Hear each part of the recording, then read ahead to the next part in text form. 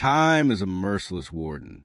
For Oscar Smith, it had ticked away 35 years, 12,775 days, on death row. But on May 22nd, 2025, the clock finally stopped. This is the story of his final hours, a last meal, last words, and the last breath of a man who swore he was innocent until the end. October 1st, 1989. A 911 call from a Nashville home captured the screams of a 16-year-old boy. Frank, no, God, help me. Before silence fell. By dawn, Judith Smith and her 2 teenage sons lay dead. Judith shot and stabbed, Chad with a bullet through his eye, Jason's throat slashed. The name Frank would haunt the case. Franklin, Oscar's middle name, the name he went by. Prosecutors said it was a final plea of a boy begging his stepfather for mercy. Oscar Smith, a machinist with 2 missing fingers, was arrested weeks later. The evidence? A bloody handprint on a bedsheet, insurance policies on all 3 victims, and co-workers who testified he'd threatened Judith a dozen times. I'll kill her and those boys. The jury took just hours to sentence him to death.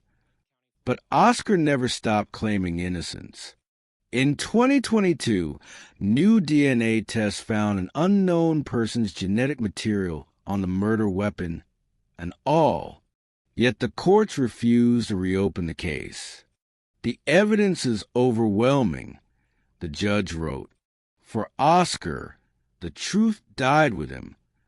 Death row's last meals are a cruel paradox, a feast before famine, a taste of freedom before the needle. Oscar's final request was simple: hot dogs, crispy tater tots, and apple pie a la mode, the same meal he'd ordered in 2022 when the governor halted his execution just hours before. This time, there will be no reprieve. Some say last meals are about comfort. For Oscar, it may have been nostalgia, the Waffle House where he met Judith, the family dinners before the divorce, the twins they shared, now grown without him. Or perhaps it was defiance, a man choosing one last thing for himself before the state took everything. The last 2 weeks were spent in solitary confinement, a cell smaller than a parking space. His only visitors? A spiritual advisor singing, "I'll Fly Away," and attorneys fighting a doomed lawsuit. Tennessee's new lethal injection protocol, a single drug, pentobarbital, was untested.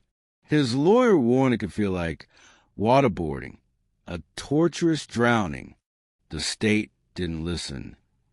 In his final letter, Oscar wrote to a friend, "I hope you know you are loved."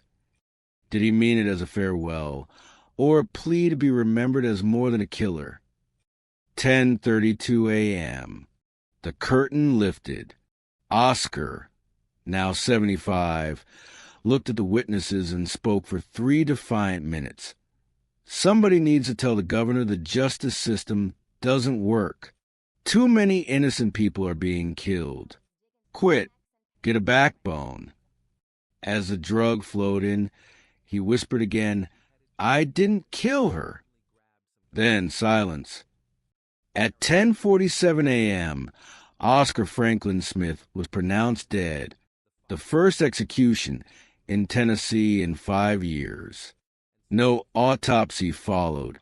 His family refused, citing his Christian faith.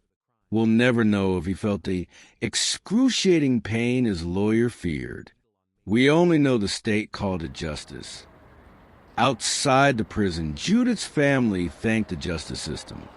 "The pain never heals," her sister said. Protesters held vigils, calling execution state-sanctioned murder. And Oscar's handmade leather Bible covers, crafted in prison, became relics of a man who claimed redemption. Was Oscar Smith a monster? A victim of a broken system? or both. The truth is buried now, with Judith, with Chad and Jason, and with the old man who ate apple pie and swore he was innocent until the lethal dose hit his veins. Subscribe to our channel to get updated daily now.